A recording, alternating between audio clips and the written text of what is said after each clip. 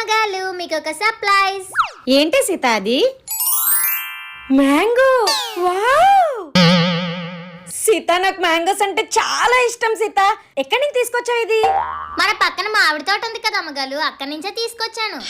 ఓ అవునా.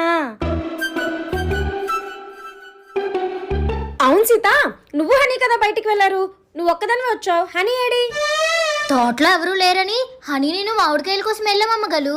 అయితే అక్కడ ఒక పెద్ద ఆయన చూసి మమ్మల్ని ఇద్దరిని దెబ్బలాడాలు. నా మామిడికాయ నాకు ఇత్తాలా లేక మీ ఇద్దరిలోకి ఎవరైనా కట్టియాలా అని అన్నాడు. అయితే హనీకి మామిడికాయ ఇస్తే మీకు జాగ్రత్తగా తెచ్చి ఇస్తాడా ఇవ్వడాని ఆ మామిడికాయ నేను తీసుకొచ్చి హనీని అక్కడ కట్టేయమని చెప్పాను. అమ్మో నా బిడ్డ.